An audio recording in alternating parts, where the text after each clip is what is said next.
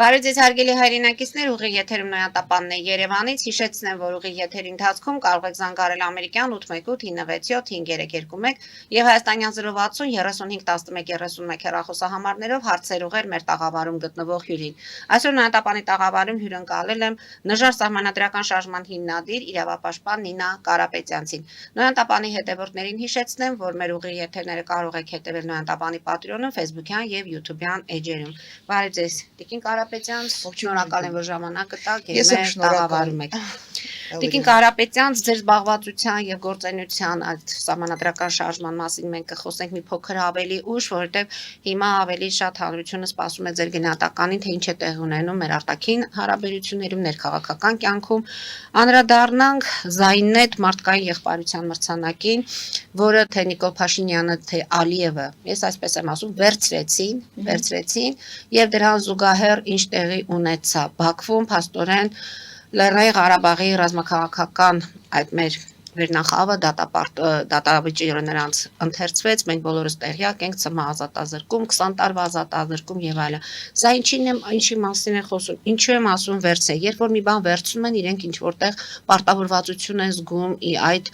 մրցանակի եւ ինչպես Նիկոլ Փաշինյանն է ասում, դա ոչ միայն առաջնորդների հաղթական գործունեության արդյունք էր կամ ինչպես ասում է Ալիևը երկու կողմերի այդ խաղաղությունը երկու կողմերի կամքի դրսևորում է,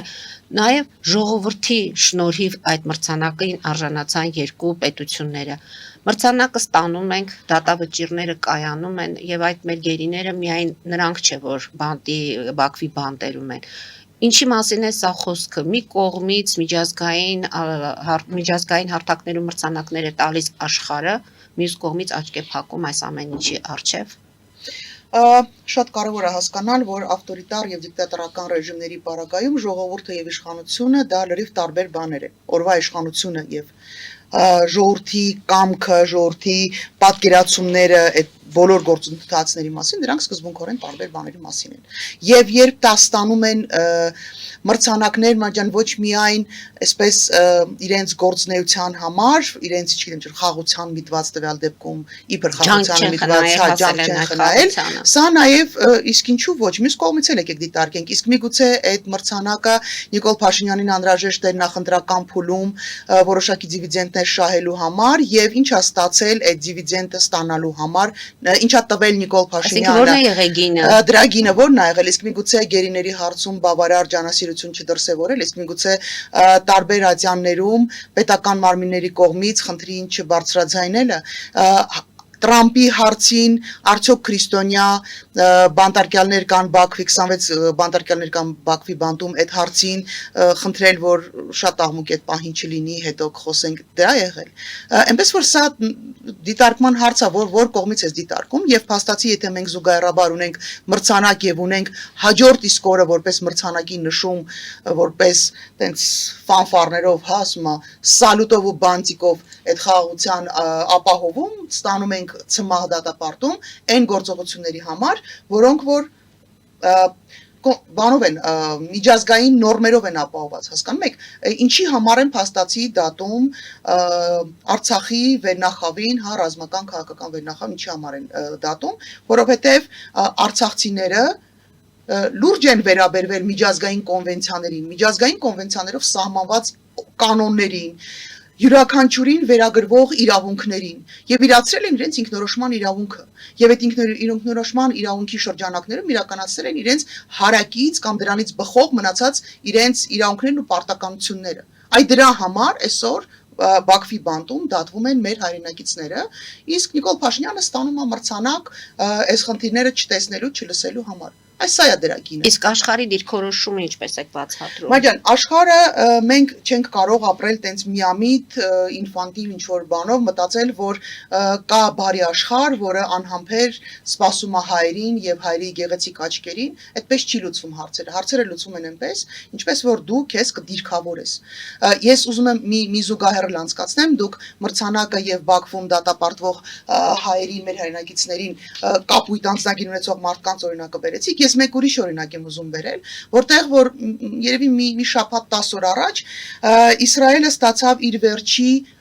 նահատակված զինվորին, հասկանում եք, զինվորի դին ստացավ, որի վերադարձի համար պետությունը կռիվ էր տալիս ատամները սրած անզիջում։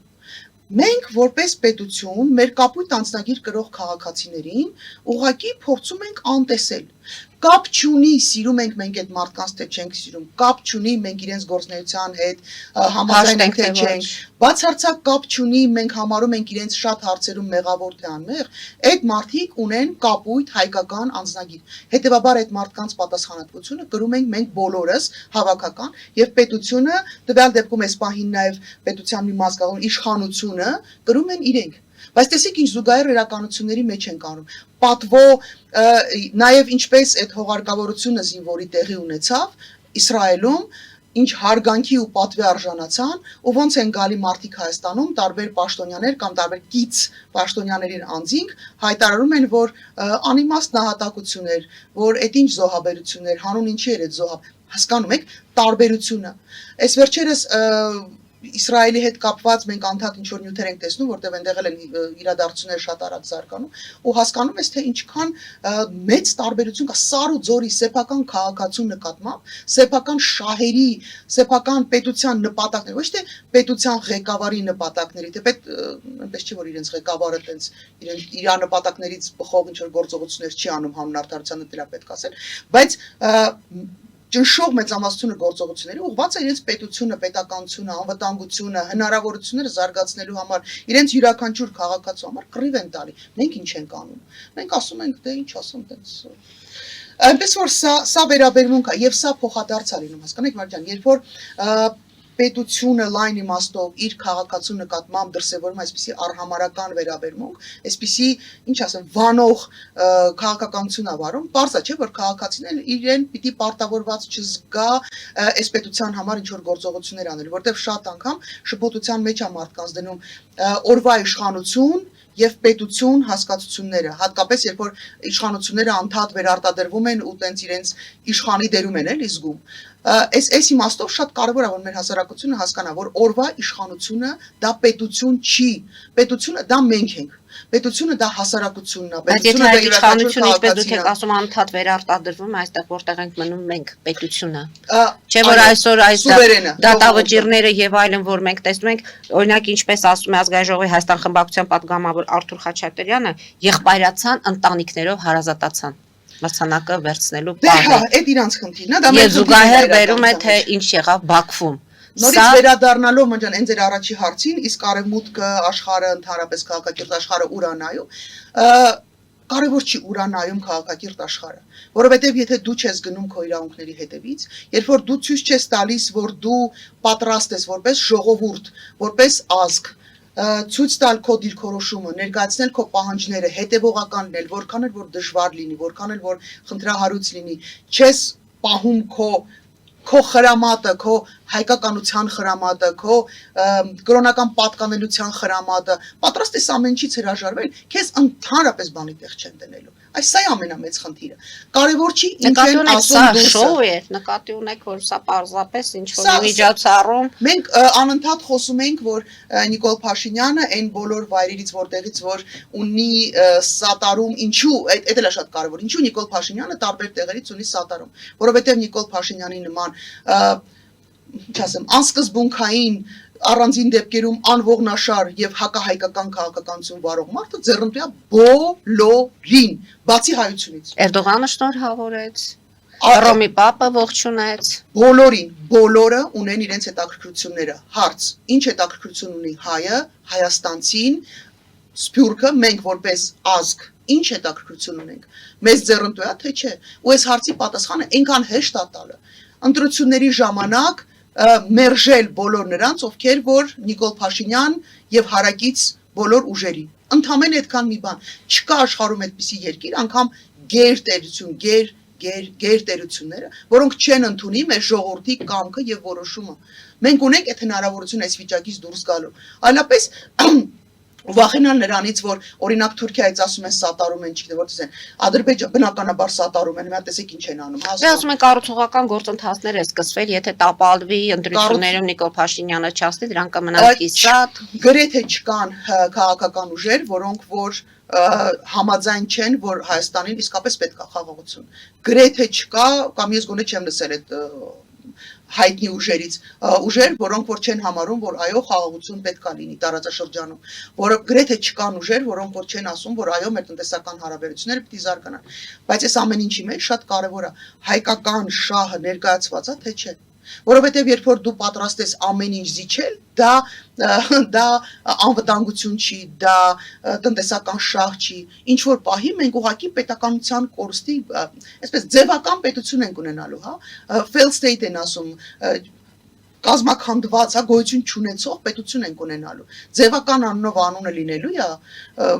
տակը բովանդակություն չի լինելու, ինքնիշխանություն չի լինելու։ Տակը, չգիտեմ, քո հարցերը, քո շահերը ներկայացնելու հնարավորություն չի լինելու։ Այնպես չի, որ դա մեր վախճանն ալնելու, մենք վերանալու ենք, չէ իհարկե, բայց հետ վերադառնալ պետականության կայացման հարցին,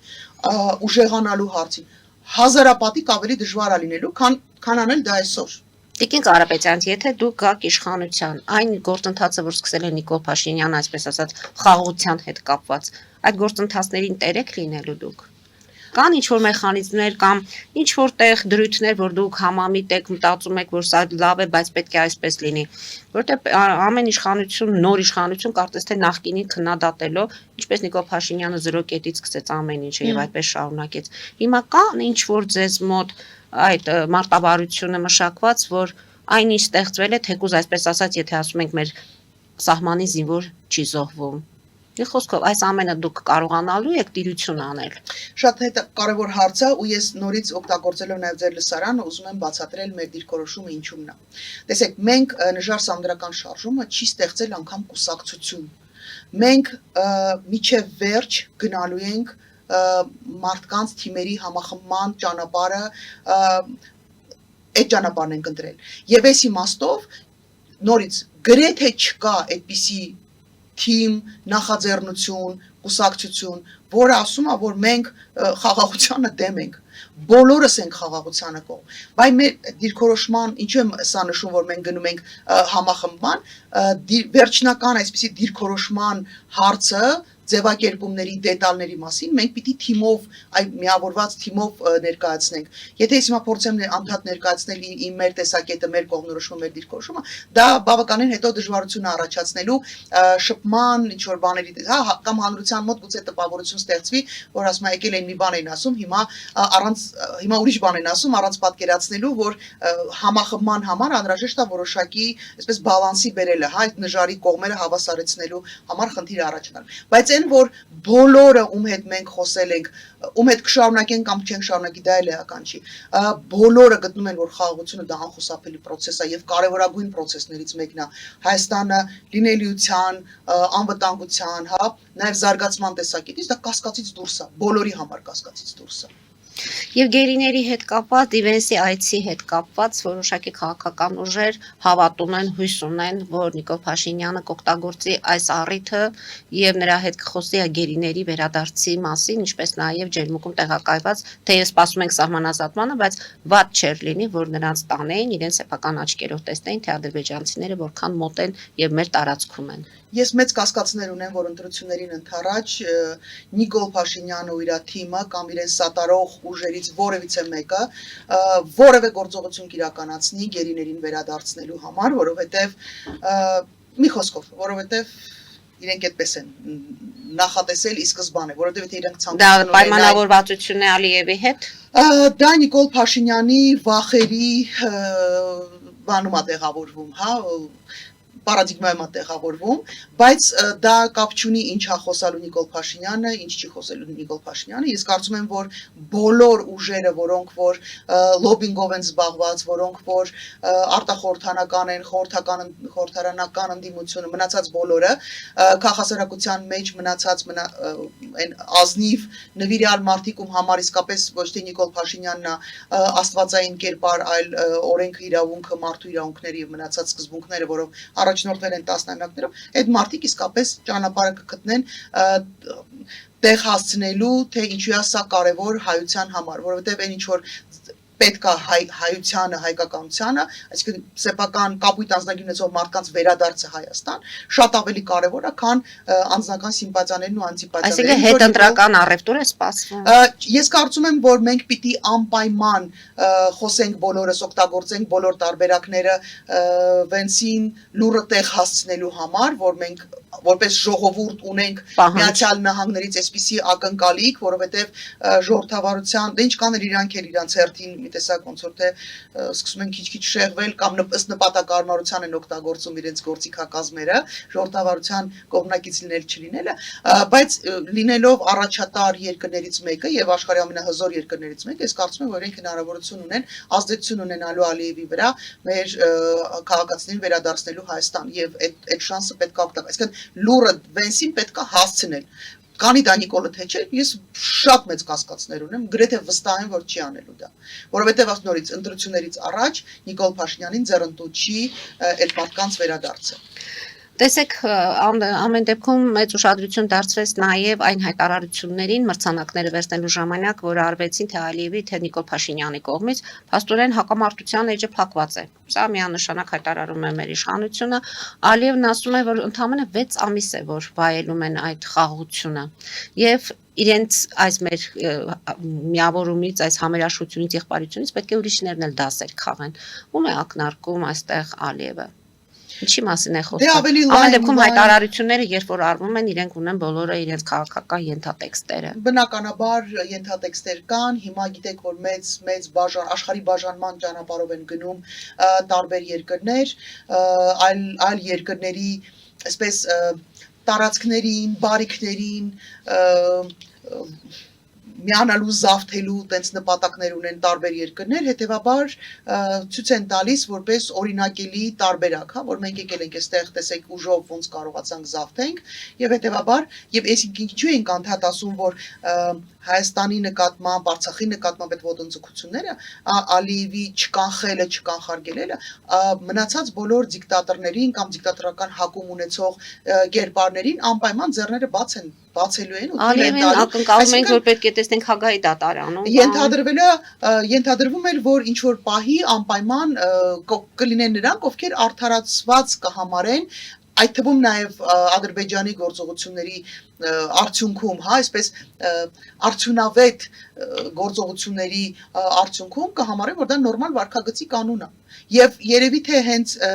չդատապարտելը, չքննադատել Ալիևի գործողությունների նպատակ ուներ նաև հետագայում ցույց տալ, որ եթե փոքրիկ դիկտատորներին կարելի է, ինչու մնացածին չի կարելի։ Եվ մենք հետո տեսանք, թե ինչ է կատարվում ամբողջ աշխարհում, տարբեր տեղերում, ինչպես են մարդիկ եւ պատերազմներ սկսում եւ տարբեր պետությունների զավթման գործողություններ իրականացվում, սա սպասելի էր։ Ու նորից վերադառնալով այն նախորդ հարցին, ինչա ասում միջազգային հանրությունը, կապ չունի ինչա ասում միջազգային հանրությունը, շատ ավելի կարևոր է, ինչ ենք ասում մենք, ինչ որոշում ենք մեզ համար կայացնում։ Այո, մենք չենք կարող այսպես պարփակվել ու փոքրիկ տենց մեր փուջուր հայկական աշխարհում ապրել ու ասել կապ չունի շրջապատում ինչա կատարվում, իհարկե կարևոր է, բայց որpիսի քո ձայնը լսելի լինի, դու պիտի լինես, դու պիտի խնդիր դրած լինես քո առաջ ու այդ խնդրին հասնելու համար, այդ նպատակին հասնելու համար գնաս որոշակի քայլերի, միտեղ բանակցես, միտեղ մի քիչ զիջես, միտեղ անզիջում լինես, որ քեզ ժողովրդական լեզվով ասած մարդատեղ դնեն, որովհետև երբ որ դու գնում ես ամեն ինչը պատրաստ ես զիջելու, քեզ კი մարդատեղ չեն դնում։ Ասում է գնացել ենք փաստաթղթեր ենք ստորագրել, դու փաստաթղթեր բանակցել ենք, ասում է փաստաթղթեր ենք ստորագրել, ի՞նչն ես բանակցել։ Ընդ որում պատվիրակության դու ստորագրել ես, պատվիրակությունը, որով որ գնացել էր Նիկոլ Փաշինյանը եւ Ալիևը, դա ինչի մասն է խոսում։ Ինչ որ նորից Մարիջան, էական չի ինչ անում այսօր Նիկոլ Փաշինյանը, այդքան մի բարդացրեք։ Նիկոլ Փաշինյանը ունի մեկ նպատակ, մեկ երազանք՝ վերարտադրվել իշխանությունում, ինչու, որովհետև Նիկոլ Փաշինյանի արած գործողությունները հակապետական, հակասահմանադրական, հակահայկական գործողություն, հակամարտկության դեմ ուղղված հանցագործությունների մասնակցություն, Նիկոլ Փաշինյանը շատ լավ հասկանում է, եթե ինքը չեղավ իշխանություն, եթե Հայաստանում եղավ ժողովրդավար եւ ազգային իշխանություն, Նիկոլ Փաշինյանի բմբուլները կամուն են տալի օրենքի տառին համապատասխան։ Հիմա ասում այդ բմբուլին կամ տալն էլ էլ առանձին են բանը, ասում իրավապաշտպանը այս ինչ բառեր է օգտագործում։ Տեսեք, շատ կարևոր է հասկանալ, Նիկոլ Փաշինյանը իր կաշին է փրկում։ Ու Նիկոլ Փաշինյանին կապ չունի ինչ գնով դա կլինի, հայկականության գնով կլինի, մեր ազգային ավանդույթների գնով կլինի, մեր ազգային սիմվոլների գնով կլինի, մեր պատմությունից հրաժարվելով գնով կլինի, ցեղասպանությունից հրաժարվելով իսկ ցեղասպանությունից հրաժարվելուց տեղեկ ասում են մարդիկ, ովքեր չգիտեն, դա քրեորեն պատժելի գործողություն է, հերթական Նիկոլ Փաշինյանի հերթական քրեորեն պատժելի գործողությունն է, իթիվս այլ հակաիրավական, հակասամդրական գործողություն։ Այս մարդը շատ լավ հասկանում է, իրան ինքը տարբերակ չունի, պատասխանության չի ենթարկվելու։ Եվ մենակ ինքը չէ, այն մարդիկ, ովքեր որ մեծ դերակատարում են ունեցել այս հակաիրավական, հակասահմանադրական, հակամարտության դեմ ուղղված հանցագործությունների մասնակից եւ աջակից պրոպագանդիստ են եղել, այս մարդիկ հասկանում են, չէ՞, որ իրանք են այդ բանի մեջ, ֆրեյմի մեջ այդ բանի մեջ տեղավորվում, հա։ Պարզա չէ, որ իրանք դիմադրելու են, ամեն գնով դիմադրելու են, Նիկոլ Փաշինյան ցանկացած գործողություն արդարացնելու են։ Մարդիկ, ովքեր երկար տարիներ խոսել են մարդու իրավունքների ժողովրդավարությունից, այսօր աչքերը փակել են, սենց այն հայտնի 3 կապիկների մի բան կա, չէ, արձան կա, որ աչքերն է փակում, ականջներն է փակում, բերանն է փակում։ Փակել են իրանց աչքերը, ականջները, բերանը, չգիտեմ, վերևից էլ երևի ինչ որ բան են, ֆոլգայից գլխակ են հակել, որ բան անեն, հա, իրանց ապահովում ինչ որ բաների համար, ու դադարել են տեսնել, թե ինչ է կատարվում, ինչ հակաժողովրդավարական, ինչ հակասահմանադրական գործողություններ է իրականացնում Նիկոլ Փաշինյանը, բացարձակ հաշիվ չտալով, որ սրա արդյունքում մեր երկիրը ոչ թե թուլանում, այլ կազմաքանդվում է։ Տիկին Կարապետյան, այս ամենին նախորդը, այս ամենին հաջորդելու է Վենսի այցը տարածաշրջան եւ փորձագետները հիշեցնում են, որ 2025 թվականի հուլիսի 10-ին Աբու Դաբիում հանդիպում ունենալուց հետո 5 ժամյա հանդիպումից հետո օգոստոսի 8-ին տեղ ունեցավ Վաշինգտոնյան համաձայնագիրը։ Ամեն դեպքում մենք հիմա որպես պետություն, ինչպես դուք եք ասում, դեռ մեր շահերից ելնելով չենք անում։ Նիկոլ Փաշինյանը այս ամենը անում է իր վերարտադրվելու համար։ Այս անգամ ինչ ակնկալեր, ինչի համար է այս ամենը։ Միացյալ Նահանգները տարածաշրջանում ունեն շատ հստակ նպատակներ, պատկերացումներ, ծրագրեր եւ մեզ վրա են հենվելու DG Vance-ի այցելությունը բխում է բացառապես Միացյալ Նահանգների շահերը այստեղ ներկայացնելուց եւ դա նորմալ է։ Քոչարյանն ասում է, Ռոբերտ Քոչարյանն ասում է 0% այդ տրիպի հետ կապված, ծրագրի հետ կապված Միացյալ Նահանգները ոչ մի շահ չունի, այստեղ շահերը ո՞րն է լինելու։ Դե Ռոբերտ Քոչարյանը այնքան շատ է տառապում Ռուսաստանի Դաշնության իրավունքները պաշտպանելով Հայաստանում, որ առանձին դեպքերում, երբ որ ինչ որ չափով շահ կա հայկական, դա չի ուզենա տեսնի։ Սերժ Սարգսյանն էլ չի տեսնում այդ, ասում եմ, միջև հաստատուղթը չլինի ռիսկերի մասին չեմ կարող խոսել եւ ընդհանրապես եթե այդ կտրվածքով այդ մոտեցումը ինձ համար ընկալելի է, երբ որ ասում են, որ չկա ամբողջական պատկեր, այո, չկան դետալներ, իսկ սատանան միշտ դետալների մեջ է լինում, այդ մոտեցումը ինձ համար ընկալելի եւ հասկանալի է։ Բայց երբ որ բոլոր իրավիճակներում, որտեղ Ռուսաստանը ստեղ ներկայացված չի, դու քննադատում ես զուտ միայն դրա համար, ինձ համար այդ մոտեցումը ընկալելի չի։ Ես հասկանում եմ պարոն Քոչարյանի փոխկապակցվածությունը Ռուսաստանի Դաշնության հետ, իրենց քիմիական կապը ղեկավարության հետ, իր հետաքրքրությունը ատոմային ֆինանսական տարբեր ռուսական պրոյեկտներում, կորպորացիաներում շատ բարձր, ինչպես ինքն էր վերջի ասուլիսում ասում, շատ բարձր աշխատավարձներով, բաժնետոմսերի ինչ որ քանակներով եւ մնացած ամեն ինչ։ Ես հասկանում եմ, մարդկայնորեն պատրաստ եմ հասկանում, բայց ինչ կապ ունի այդ ամեն ինչը Հայաստանի հետ, պարոն Քոչարյան։ Եվ Վենսի այցը տարածաշրջան նշանակում է Միացյալ Նահանգները ունեն իրենց հետաքրքրությունները, իրենք գալու են այստեղ որոշակի դիրքավորում հաստատելու, որոշակի իրենց պրոյեկտների դետալներ տեղյակ պահելու թե Հայաստանի իշխանություններին, թե նաև այնպես չի, որ Ադրբեջանը այդպես սուպեր անկախ երկիր է ու կարա այսպես չընդունի առաջարկները Միացյալ Նահանգների, պարզա որ նույնն էլ Միացյալ Նահանգների պարագայում նույն բանն էլ են դեղանել, գալու են տեղյակ պահելու։ Զուտ բանին Նիկոլ Փաշինյանը սատարելու տեսակետից իհարկե մարդիկ կան, որոնք ասում են, այո, նա գալիս է, որպեսզի սատարի Նիկոլ Փաշինյանին ընտրություններին, Ժորժան DG Vance-ի մասշտաբը ու լեվելը երևի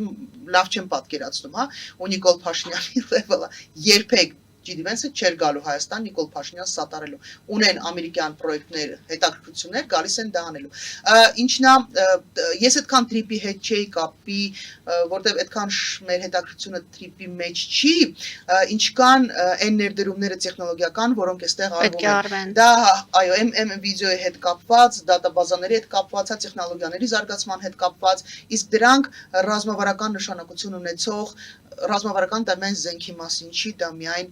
կրակելու մասին չի, հա, ռազմավարական դա շատ ավելի լայն, որտեղ մի քիչ բաներ Դա խոսում ենք միջուկային էներգետիկայի մասին ենք խոսում։ Միջուկային էներգետիկայի մասին մի քիչ վիճելի հարց է, որովհետև տարբեր ոլորտի այսինքն ոլորտի տարբեր մասնագետներ բազմաթիվ մենք էլ ենք ունեցել հանդիպում ոլորտի մասնագետների հետ եւ իրենց խոսույթ առայն, որ այնուամենայնիվ մոբիլին դա փորձարկված բավականաչափ փորձարկված մոդել չի եւ վտանգավոր է մի կողմից, մյուս կողմից էլ իսկապես ատոմակայանը թույլ է տալիս ունենալ որոշակի նաեւ անվտանգության տեսակետից մեր բավարար չէ, բայց բաղադրիչներից մեկը կարող է լինի, որպես հիմնավորում հիշեցնեմ, երբ որ Ուկրաինայի եւ Ռուսաստանի պատերազմի ընթացքում ատոմակայաններից մեկի շուրջը տեղի էր ունենում որոշակի իրադարձություններ, հիշում եք թե ինչպես էին բոլոր անհանգստացած, հարևան երկրները, ՄԱԳԱՏԵ-ն էր անհանգստացած, խմբեր էին ուղարկում, բանակցողներ էին ուղարկում, որովհետեւ վտանգը, որը կլինի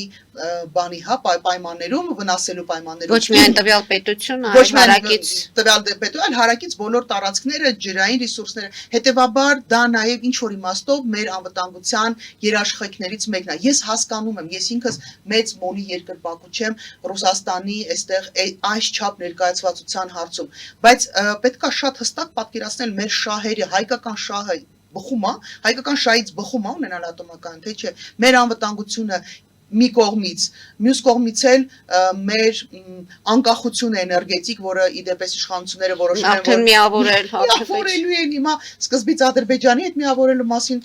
հայտարարություն եղավ, հիմա նորից լուրեր են պտտվում, չգիտեմ հաստատվել են թե չէ, նաև Թուրքիային ներգրավելու մասին։ Ժորժան, էներգետիկ անվտանգությունը, այ ոնց որ շատերը խոսում են, որ մենք կախված ենք ռուսական գազից եւ դա մեր ձեռքերը անդադ կապած է պահում, մենք շատ որոշումներում ինքնուրույն որոշում չենք կարողանում կայացնել, որովհետեւ գազով մեր շանտաժը նորմալ անգամ ասում են, հեսա վենտիլը փակելու է։ Այն նույն տրամաբանության մեջ հիմա մեզ առաջարկում են կախվածություն այդ համակարգից, այս բոլոր բաղադրիչները դրեք միտեղ, փակում են ատոմակայանը, միացնում են համակարգերը միմյանց եւ այս պայմաններում ստեղծելու է իրավիճակ, որտեղ մենք կախվածություն, ես վստահ եմ դրանում, որ կախվածություն է լինելու Թուրքիայից եւ Ադրբեջանից եւ հատկապես տեխնոլոգիաների զարգացման պայմաններում այն վիդեո այդ մնացածը որ զարգանում են, այդ բոլոր տեխնոլոգիաները պահանջում են ահռելի քանակությամբ էներգիա, ահռելի, անհաշվելի։ Ու դա շատ երկրների համար խնդիր է։ Հիմա դուք ունեք ինքնուրույն անկախ հնարավորություն պահելու ձեր ատոմակայանը զարգացնելու տեխնոլոգիաները ու ասում եք որ դա, չգիտեմ, ինչ են անում։ Այս պայմաններում դուրս գալ մեկի կախվածությունից ու գնալ հայտնվել մյուս մեկ ուրիշ երկրի մեղմ ասած ոչ բարացական երկրի կախվածության, էներգետիկ կախվածության մեջ տրամաբանությունը ստեղ որտեղ է, այդ մի հարցը, երկրորդը Ժորժան չտեսնել, որ թե Ադրբեջանը, թե Թուրքիան Հայաստանի չլինելու մասին,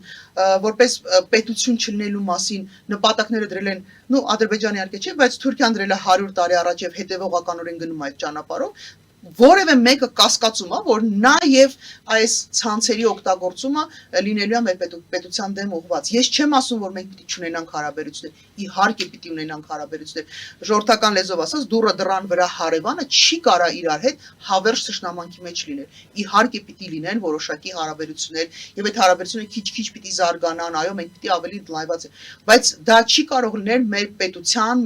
լինել չլինելու կամ մեր ինքնիշխանության նվազեցման կամ զրոյականացման հաշվին կամ մեր իրավունքների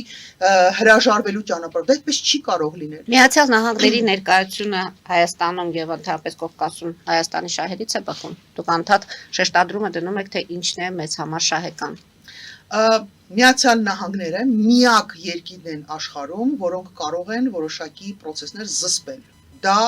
ապացուցված փաստ է, դա որևէ մեկին ապացուցելու կարիք չկա։ 1. Երկրորդը, ամենակարևոր հարցը, հաջորդ 100 տարին կամ լավ մի քիչ վերցնենք հաջորդ 50 տարին հաստատապես լինելու է տեխնոլոգիաների ժամանակաշրջան եւ Միացյալ Նահանգները թիվ 1 տեխնոլոգիական երկիրն են, որոնք ունեն տեխնոլոգիաներ, որոնք չունեն որևէ այլ երկիր։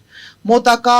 10 տարվա կտրվածքով հաստատապես 10 գուցե եւ 20 տարվա կտրվածքով, ինչպես ասում են մասնագետները, որևէ մեկ այլ երկիր չի կարողանալու հասնի տեխնոլոգիաների այդ մակարդակին։ Եվ Միացյալ Նահանգների այստեղ որոշակի բաներ դնելը, հա, ներդրումները, հենց տեխնոլոգիական ներդրումներ իրականացնելը, ես կարծում եմ բխում է հայկական շահից։ Մի անգամ եկեք մտածենք պրագմատիկ։ Այլ խնդիր է, որ ես իմ մտածողությամբ, իմ հա պատկերացումներով արևմտամետ եմ, դա բացարձակ այս պահին էական չի։ Հարցը զուտ հաշվարկի, 4 հաշվարկի մեջ է, որտեղ կա, մի անգամ եկեք մեր հայկական շահը ճիշտ հաշվարկենք, որտեղ է մեր շահը։ Մի տեղ, որտեղ որ դուք ոչ աջակցություն ստացաք, ոչ սատարում ստացաք, ոչ օգնություն ստացաք, ոչ տեխնոլոգիաներ կան, ոչ զարգացում կա, ոչ ներդրում կա, ու տեղ, որտեղից որ կարող եք ստանալ հաջորդ 50 տարվա համար կարևորագույն տեխնոլոգիաներին այդ նույն պոյզդը հայերեն ոնց է գնացք այդ տեխնոլոգիաների գնացքը նստեք ու շարժվեք այդ ճիշտ ուղղությամբ մի անգամ եկեք ճիշտ ընտրություն անենք Դուրս գանք Արժատև գովազդային դադարի Տիկին Կարապետյանց, որից հետո կշարունակենք։ Հարգելի հայրենակիցներ, հետևեք քիչ անց կվերադառնանք տաղավար։ Ֆելիչե ժամանակակից ատամնաբուժական կլինիկա։ Այստեղ հարմարավետությունն ու խնամքն առաջնային են։ Այստեղ կիրառվում են ատամնաբուժական ամենաժամանակակից տեխնոլոգիաներ, ճշգրիտ ախտորոշում, արդյունավետ բուժում, նուրբ փորձառություն եւ անհատական մոտեցում։ Սկսած սովորական մանրուքներից մինչև առաջադեմ ընթացակարգեր, այստեղ դուք գտնվում եք բարձր որակավորում ունեցող եւ փորձառու ատամնաբուժական մասնագետների ձեռքերում։ Մեր բարեկամական եւ հյուրընկալ անձնակազմն այստեղ է յուրաքանչյուր այցը հաճելի դարձնելու համար։ Ֆելիչե, ձեր առողջ եւ ամենաերջանիկ շպիտը սկսվում է այստեղից։ Եկեք եւ բացահայտեք նորարարության փորձագիտության եւ կարեկցանքի կատարյալ համադրությունը։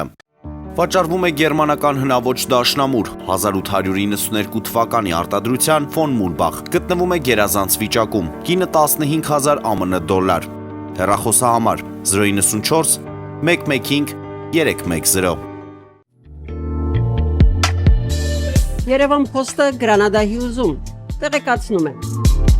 Դրամական փոխանցումներ 1%-ով։ Օդանավով 1 փաունդը 2.99։ Նավով ուղարկեք մեկ արկղ, երկրորդ արկղը անվճար։ Ավտոմեքենաների փոխադրում անհավատալի արժեքներով։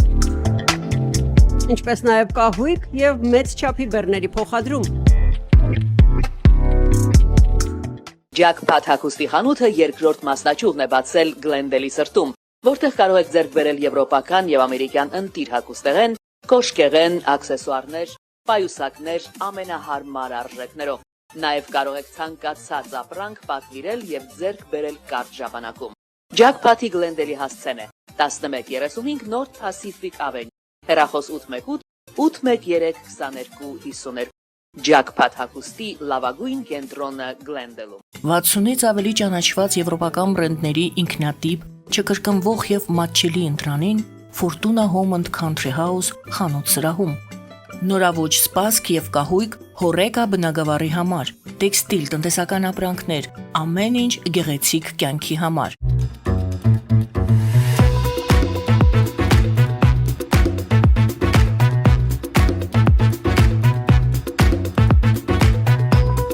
Արարատ ռեստորան, ընտանեկան եւ ընկերական ժամանցի լավագույն հասցե, սիրված արտիստներ, հյուրընկալ մթնոլորտ, հարուստ ճաշացան, անմահական խորտիկներ, Արարատ ռեստորան, հասցեն անփոփոխ, սիրով սպասում ենք ձեզ։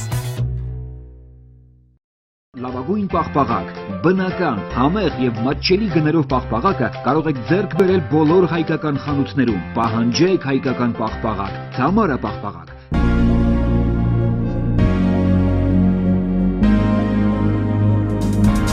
Տպագրեք ձեր գիրքը Նոյան տապան տպագրատանը, ինչպես նաև թերթեր, ամսագրեր, բուկլետներ եւ այլն։ Հասցեն քաղաք Երևան, Իսահակյան 28 առաջին հարկ։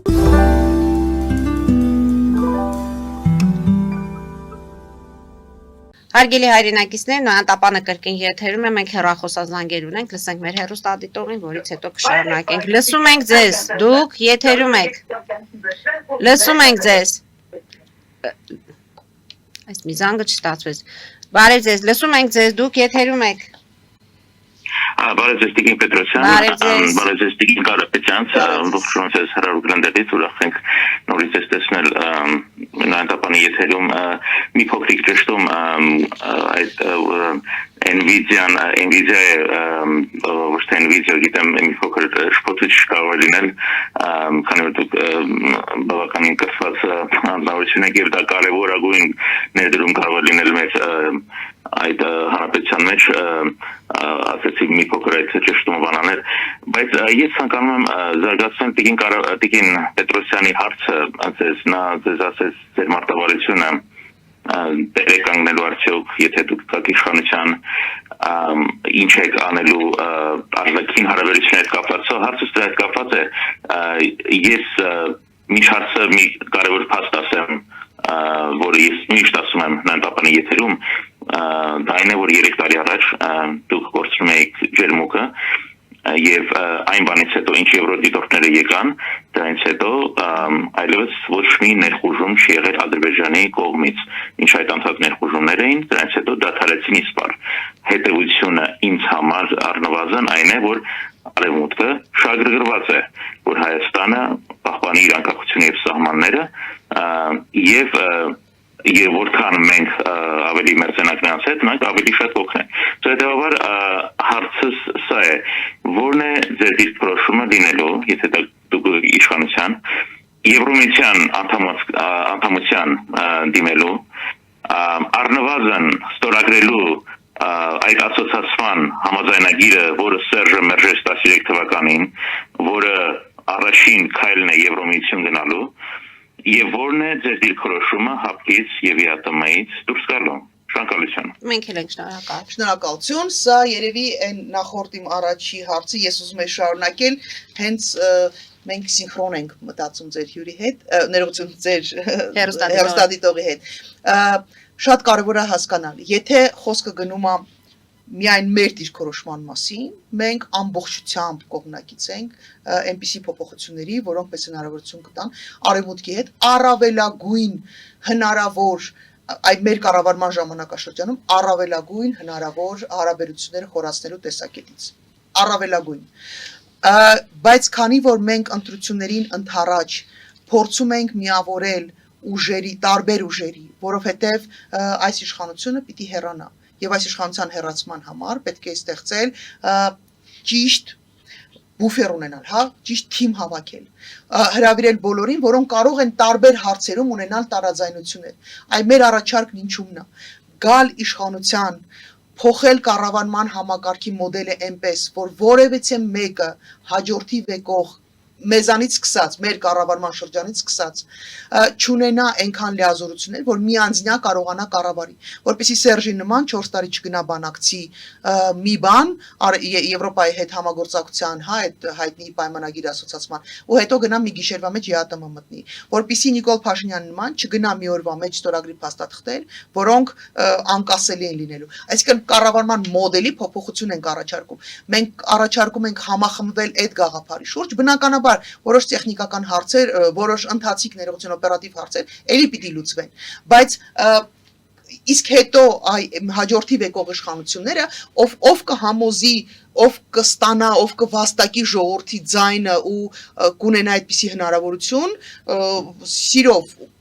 համոզեք ժողովրդին ստանալ այդ ձեր բանը, հա, ընդունել ձեր մոդելը, առաջարկը գնացեք այդ ճանապարհով։ Եթե դա վերաբերվում է կոնկրետ նժարին, անձնապես ինձ իմ թիմակիցներին, մենք կողմնակից ենք շատ խորը համագործակցության արևմուտքի հետ։ Այո, եթե դա վերաբերվում է մեզ, այո, մենք կողմնակից ենք, օրինակ, ռազմաբազան այստեղից հանելու ռուսական Հայաստանում այլ դե ՀԱՊԿ-ն մենք ասում ենք sense tennis դուրս եկած ենք, ասում կա միաճ ֆորմալիզացնելու, Ընդ որում Ռուսաստանը մեզ տալիս է, չէ՞, այդ հնարավորությունը, ասում եմ մի հատ կողմնորոշվեք, ընտրություն կատարեք։ Երեկվա Ալեն Սիմոնյան եւ Լավրով հանդիպման ժամանակ Կովերչուկն է խոսում, այնպես որ մեզ ստանում են արդեն ընտրության արժեք։ Եթե մեզ են հարցնում, մենք կողմնակից ենք ՀԱՊԿ-ից արդեն ֆորմալ ձևով դուրս գալու, մենք կողմնակից ենք, որպեսզի Հայաստանի Հանրապետության օտարերկրյա ռազմական բազաներ այլևս չլինեն, համագործակցություն այո այն երկրների հետ, որոնք այդ թվում առաջարկել են իրենց համագործակցություն, օրինակ երկար ժամանակ Հունաստանի, Կիպրոսի, որոնք ՆԱՏՕ անդամ երկրներ են, առաջարկել են բարեփոխումներ, տարբեր տեսակի փոփոխություններ, հա ինչ որ համագործակցություն, այո մենք բայց շատ հստակ պետք է հասկանալ, Հայաստանը այսօր կարիք ունի շատ լուրջ փոփոխության, մենք մի անգամ այ հիմքերը պիտի դնենք ճիշտ ձևի, որից հետո եկող թիմերը արդեն կկարողանան անել ավելի խորքային բան, հա լուծումներ կարող են առաջարկել, որովհետև հանուն արդարության ես ընդունում եմ ամբողջությամբ, ես ներողություն եմ խնդրում, որ անտեսեցի այդ պահը, իսկապես եվրոպական դիտորդների այստեղ ներկայությունը իսկապես կանխել է շատ տևական ժամանակ, մենք ունենք այդ անվտանգությունը, ես տեսել եմ ինչպես են աշխատում այդ մարդիկ, դա իսկապես բացառիկ նվիրվածություն է, այնքան լուր են աշխատում, որ շատերը մոռացել են իրենց գոյության մասին, այո մենք պիտի օգտագործենք բոլոր հնարավորությունները, բոլոր գործիքակազմերը, որոնք հնարավորություն են տալու ապահովել մեր անվտանգությունը, եւ իրենցից շատ անսահման ուղղակի շնորհակալ ենք դիտորդներից եւ Եվրոպական միությունից, որը շատ արագ այդ որոշումը կայացրեց եւ ընդլայնեց եւ թվակազմը ավելացրեց եւ մի խոսքով դա շատ հրաշալի գործիք էր, որը շատ լավ աշխատեց։ Նորից այս փուլում մենք գտնում ենք, որ ինչու ենք ասում ընտրություններից առաջ, որովհետև համախմբող թիմերը կարող են ունենալ տարբեր հարցերում տարբեր տեսակետներ։ Մենք պիտի գտնենք այն նվազագույն շեմը, որը մեզ հնարավորություն կտա համաձայնության գալ, փոխել համակարգ, որից հետո այլևս Հայաստանում միանձնյա կառավարում չի լինելու։ Սա է մեր առաջարկը։ Իսկ այդ ինչ վերաբերում է մեզ, իհարկե կողմնակից է։ Տիկին Կարապետյան, անդրադառնանք Ռուսաստանի Դաշնություն պատվիրակության մեր Ալեն Սիմոնյանի այցին եւ Լավրովի հետ հանդիպմանը։ Այսպեսի մի հարց, ինչու հանդիպեց հենց Լավրովի հետ Ալեն Սիմոնյանը եւ հարցեր քննարկեցին։ Շատ ցավալի է իրականում, որովհետեւ ամեն դեպքում մենք ունենք արտգործնախարար, որը կարող է իերքան խախտվել է ազգային ժողովի նախագահին, կապ չունի ում մասին է խոսքը, որովհետեւ օրվա ազգային ժողովի նախագահն ներկայացնում է Հայաստանի Հանրապետությունը, ընդունում է ընդամենը արտաքին գործերի նախարարը։ Դա հստակ անհամաչափ բաներ, ու դա արված էր դիտավորությամբ, ես շատ ցավում եմ, որ մենք հասել ենք այն վիճակի, որ մեզ կարող են այդ մակարդակում ընդունելություն կազմակերպել, բայց ոնց որ հասկանում եք, ընտրություններին ընդառաջ բոլոր տարբերակները քննարկվում են, բոլոր նրանք, ովքեր որ համարում էին, որ այս իշխանությունը բոլոր կապերը փորձում է կտրել Ռուսաստանի հետ եւ սա այն ամենաարևմտամետ իշխանությունն է եւ համոզում են հասարակությանը, Ժորժ ջան, ուշադրություն դարձրեցիք, լսեցիք, տեսակ զրույցները, այս հավաստիացումը, այսպես հավատարմության հավաստիացումը պարոն Սիմոնյանի շատ ցավալի տեսարան իրականում ինձ համար միշտ երբեք էական չի եղել թե ես այդ պաշտոնյային սիրում եմ թե չէ, որովհետև փաստացի իրանք ներկայացնում են Հայաստանի Հանրապետությունը ու տխուր էր տեսնել, որ այդ աստիճանի, ինչ ասեմ, նվաստացման ճանապարհով անցանք, Ընդ որում նաև քննարկումները ասում են, որ գնացին ինչ որտեղ խնդրում են, խնդրվում են, մի խոսքով խոսալու ոճը ինձ դուր չեկավ, ես ճիշտ ասած չէի ուզենա այդ քննարկել, որտեղ բոլոր դեպքերում դրա համար էին գնացել, Տիկին Կարապետյան, թե հանգամանքները բերեցին այդ իրավիճակին։ Շատ կարճ ժամանակ հետո մենք կհասկանանք խոսույթից, վարքագծից, կտեսնենք թե ինչի համար են, այո, ինչի համար։ Անկամ եթե հայկական կողմը չխոսի, մենք արդեն ցավոք սրտի սովորել ենք, որ այն ինչի մասին պայմանավորվում են այլ երկրների հետ, անգամ եթե այստեղ Հայաստանում մեզ փորձում են մոլորեցնել, մենք իրենց այդ հակառակ կողմից ստանում ենք տվյալները, նույնը վերաբերվում է Ադրբեջանին, իրենց կամ նախագահի մակարդակով կամ էքսպերտների, այսպես ասած, անկախ էքսպերտների մակարդակով այդ մեսեջները գալիս է, նույնը լինելու է Ռուսաստանում, նույնը լինելու է մնացած բոլոր դեպքերում։ Մեր սա այն իշխանություններից մեկն է, որը բոլոր իր պայմանավորվածությունները, խոսքը բանակցությունների ընթացքի մասին չի։ Այո, բանակցությունների ընթացքն է կարող է պետք է լինել այսպես փակ ֆորմատի մեջ, քանի դեռ վերջնական որոշում չկա, բայց երբ որ ինչ-որ բանի շուրջ պայմանավորվում են, հասարակությունը պիտի դրա համար տեղեկացված լինի դրա մասին։ Չենք հեռանում ԵԱՏՄ-ից, հակառակը պետք է նոր ինչ-որ Վուալա։ Բա եկեղեցու հալածանքների մասին, որում հարցադրումներ եղավ, հալածանքներ չկան եկեղեցու հանդեպ, դա եկեղեցին դա անհատները չեն, այսինքն մեր ներքաղաքական հարցերը, հարցադրումները տրվեցին, նույնիսկ խոսում էին Վարդան Ղուկասյանի եւ քաղաք բանտարկյալների մասին, որը հերքեց Ալեն Սիմոնյանը։ Ամեն դեպքում այցի արդյունքներն ու հետևանքները ըստ ձեզ մենք կարճ ժամանակ հետո մեզ համար ավելի տեսանելի ու ավելի պատկերավոր կլինեն, որովհետև այս պահին ես կդժվարանամ հստակ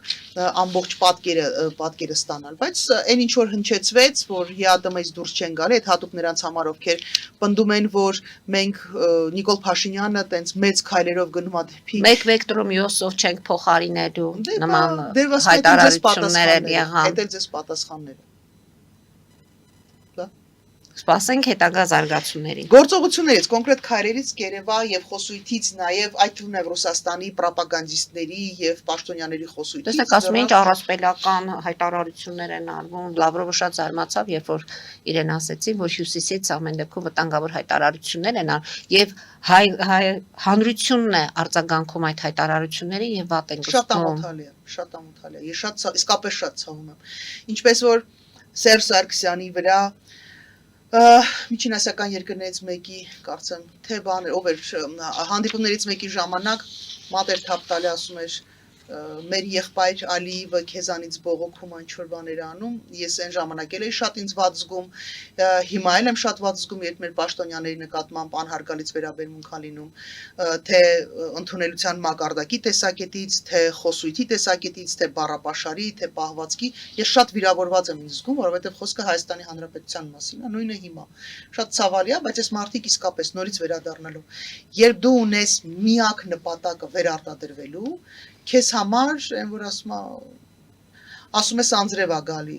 ասում ես քամիներ, ասում ես, չգիտեմ, ամեն ինչ արդարացում ես գտնում, միայն թե քո նպատակը վերարտադրությունը ապահովելու համար։ Տիկին Կարապետյանց, միջև ընտրությունները խաղաղության պայմանագիրը կկնքվի։ Շատ հնարավոր է, որ եթե ոչ ուղիղ խաղաղության պայմանագիր, այլ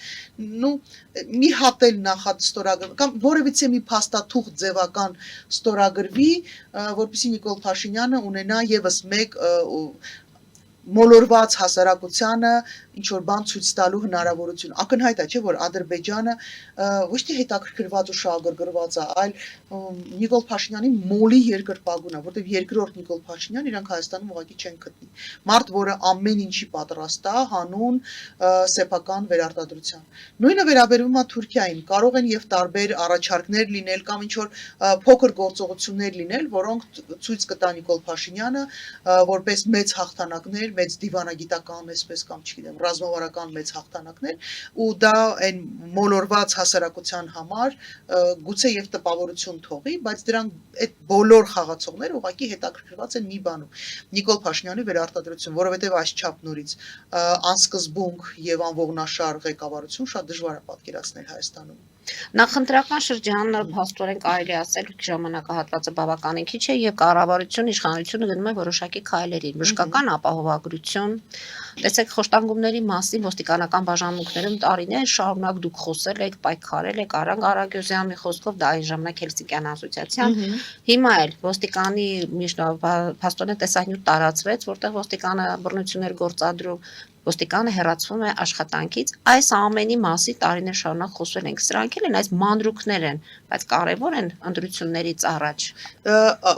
Բայց մի հատ քրոնոլոգիան նորից փորձենք անցնել, որտեղ շատ կարևոր է քրոնոլոգիան հիշել։ Ուրեմն տեսանյութ է տարածվում, ինչպես է ոստիկանը հարվածում, բռնության ենթարկում, հայում, նվաստացնում մարդուն, ձերբակալված մարդուն։ Ու դրանից հետո պաշտոնական ոստիկանության պաշտոնական կայքերով հայտարարում է, որ դրա վերաբերյալ քննություն, ներքին քննությունը գիտեք ինչի մասին պիտի լինի, տենց թեթև ինչ որ տենց փոքր միջադեպի մասին, ակնհայտ խոշտանգման դեպքի առիթով, որտեղ կա իսկ խոշտանգման դեպքերի ճնշող մեծամասնության պարագայում տեսանյութ չի լինում։ Դրանք տենց փակ միջավայրում են տեղի ունենում ու անգամ վկաներ չեն լինում։ Վկաները միայն ոստիկաններ են լինում, ասում եմ մնացած տփողներն Սա են լինում։ ինչպես եղավ որ նկարահանվեց Մի բանի վրա եմ ուզում ուշադրություն դարձնեմ, հասկանում եք, այնքան ցինիկ են, այնքան անբարոյական են, որ համ ծեծում են, համ նկարում են, հասկանում եք ինչ են արել։ Դե անչափահասներն էլ եւ իրար ծեծեցին եւ նկարահանեցին։ Դե մենք հասել ենք, բայց անչափահասները գիտեք, գիտակցության մակարդակ անչափահասի մի քիչ ուրիշ է, մեր հայկական մենտալիտետի մեջ երեխա է, խելքը չի հասնում, բայց ոստիկան, որը օրենքի պահապանն ու պաշտպանն է, նկարում է մի կողմից, մյուս կողմից էլ տենց բռնության է ենթարկում եւ ունենք նախարարություն, որը համարում է, որ ոչ թե քրեական գործ պիտի հարուցվի, այլ պետքա ներքին քննություն իրականացվի, ներքին քննություն ինչի մասին, էլի։ Ու եթե չլիներ աղմուկը, հանրային աղմուկը, հերթական անգամ գործը չէր հարուցվի, բայց ուզում եմ տեղեկացնել, որ այն փաստը, որ քրեական գործը հարուցվել, չի նշանակում, որ որևէ մեկը պատասխանության է ենթարկելու։ Դա ես ասում եմ մարդ, որը 2015 թվականից այն պերիոդից, երբ որ այդ խոշտանգում հոդված ավելացրեց քրեական օրենսգրքում, անհաշվելի թվով գործերի մեջ մասնակցել, հետևել, այսպես, չգիտեմ, բողոքներ բերել, դատարաններում բողոք հարկել, սա այն հերթական գործերից է լինելու, որը ընտրություններին ընդառաջ ցույց են տալու, որ ահա տեսեք, բոլորը մեզ համար հավասար են, բայց առաջին իսկ քայլով ապացուցեցին, որ իրենք պատրաստ են չտեսնելու տալ խոշտանգման դեպքերը, եւ ասեմ, որ մենք ունենալու ենք շատ մեծ թվով բռնության դեպքեր։ Մենք սա որպես ոչ թե չարագուժում, այլ կանխատեսում համարենք, որովհետև կամ անալիտիկ, չգիտեմ, վերլուծություն, որովհետև Նիկոլ Փաշինյանը գնալու է բռնության ճանապարհով։ Նիկոլ Փաշինյանը գնալու է հետապնդումների, ապօրինի հետապնդումների ճանապարհով։ Նիկոլ Փաշինյանը օգտագործելու է այն ամբողջ գործիքակազմը, որը մենք ունեցել ենք ժամանակին, նախկինում, դրա առավել կատարելագործված, առավել, չգիտեմ, դիկտատորական այսպես էլեմենտներով Նիկոլ Փաշինյանը պիտի վերարտադրվի ամեն գնով, որովհետև ինքը սեփական կաշին փրկելու խնդիր ունի եւ մենք որպես հասարակություն, որպես ժողովուրդ պետքա կանխենք այդ process-ը եւ դրա հնարավորությունը իրականության մեջ կա։ Դա մեր կլինի փողոցով կլինի, չգիտեմ, եթե հնարավոր լինի մոբիլիզացնել հասարակության, ինչպես որ Նիկոլ Փաշինյանը փողոցով եկավ, նույն ձևի փողոցով իրավունք ունի մեր ժողովուրդը իրան հեռացնել։ Նույն տրամաբանության մեջ, ինչպես որ ընտրությունների ժամանակ կարող եք գնալ եւ ազդել ընտրությունների վրա, իսկ դա հնարավոր է բոլոր նրանք, ովքեր ձեզ կասեն, որ ընտրություններով հնարավոր չի փոխել, մի հավատացեք այդ մարդկանց։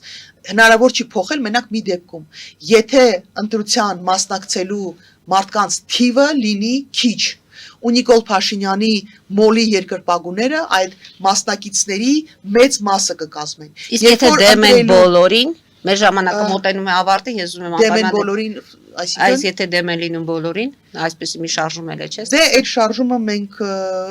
այդ շարժման ներսում կան մարդիկ, կազմում կան մարդիկ, որոնք որ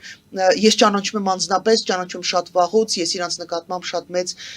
դրական վերաբերմունք ունեմ իրենց կարողությունների, գիտելիքների, հնարավորությունների վրա, բայց իմ խորին համոզմամբ այդ գործողությունը երիտասարդությունը դա ասում է խայբ, էլի, մի տեսակ ոնց որ տպավորությունա, որ կամ չեն հասկանում ամբողջությամբ ինչ են անում, որովհետև գազ հասնես իշխանության ու փոխես մենակ ներողություն չպատրես Սերժի կոստյումը, չդադարեցնես սուպերվարչապետական լիազորությունը, մենակ 1% պարլամենտում լցնես, որ ինչ է, վերևը բռնապետ, ներքևը քաոս։ Լավ, հետո 100 օր հետո գնացիք ընտրությունների, նոր ընտրությունների գնաց, հա, ձեզ ինքնալուծարեցիք, նոր ընտրություններ եղավ, հարց եմ տալի, այն փոքր կուսակցությունները, ազնիվ, պարկեշտ, նորմալ մարդիկ, ովքեր որ կոպեկ հավաքել են այս ընտրություններին մասնակցելու, այդ մարդիկ հնարավորություն են ունենալ մասնակցելու, թե գալու են նրանք, ովքեր լիքը փող ունեն։ Հարց տվեք ձեզ, ինչ եք անում, այս ինչ խայբ եք անում, իմաստը որն է այդ ամեն ինչի։ Նորից ներսում կան մարդիկ, ովքեր գուցե չեն հասկանում, գուցե չգիտեմ, ինչ որ տենց մի բան ուզում են արած լինեն։ Ես անկեղծ հավատում եմ իրանց մեջ կան մարդիկ, ովքեր այ մի բան ուզում են արած լինեն, բայց հաշիվ տվեք ձեզ, 100 օր հետո դուք բերում եք 1% եք դնում, բոլորին դեմ եմ այդ տողը կամ թուղթն եք ավելացնում, բանը մեծամասնության շեմն եք հանում, բա հետո բա Սերժի կոստյումը Բա համակարգային փոփոխությունները, բա հետո ձեր այդ ընտրություններին ով է գալու մասնակցի։ Մենք կարողանանք մասնակցենք, մենք օրինակ դժվարություն կունենանք։ Մենք չենք կարողանալու մասնակցենք ընտրություններին։ Ես ձեզ ասեմ ովքեր են գալու։ Նրանք ովքեր անսահման փող ունեն հետ գցած ու պատասխանատվության չեն ենթարկվել։ Շնորհավորում եմ։ Դա նշանակում է, որ դուք այս խայպով կամ Նիկոլ Փաշինյանին եք սատարում, որպեսզի այդ ձայները, որոնք կփոշիանան, կգնան Նիկոլ Փաշինյանին, կամ սատարում եք այն նախկիններին, որոնք որ ունեն այնքան փող, որ իրանց համար փող չի, որոնք կարող են 50 հատ ընտրություններին մասնակցեն ու մի հատ աղ չանեն։ Մնացած բոլորս մնալու ենք խաղից դուրս։ Եթե սա իրանց ուզածը, շնորհավորում եմ։ Տիկին Կարապետյան, շնորհակալություն եմ հայտնում այսօրվա հաղորդման համար եւ ինչպես դուք ասացիք, բոլորը պետք է գնան ընտրության, բոլորը իր ձայնը պետք է տան, միակ լուծումը դա է ընտրություններով։ Այո, մեծ անթիվ բոլորը ովքեր ունեն մի կտոր խիղճ հայրենիքի նկատմամբ սեր ու պատասխանատվություն, բոլորդ պիտի հավաքեք ձեր ընտանիքի անդամներին ու տանեք ընտրությունների, ձեր ընկերներին, ձեր ծանոթներին ու բարեկամներին։ Եթե այդ մասնակիցների թիվը եղավ մեծ, Նիկոլ Փաշինյանը հաղթելու տարբերակ չունի։ Շնորհակալություն Տիկին Կարապետյան, կհանդիպենք որոշակի զարգացումներից հետո։ Հարգելի հայրենակիցներ, այսօր այսքանով ավարտում ենք, հետևեք զարգացումներին, մնացեք խաղաղությամբ։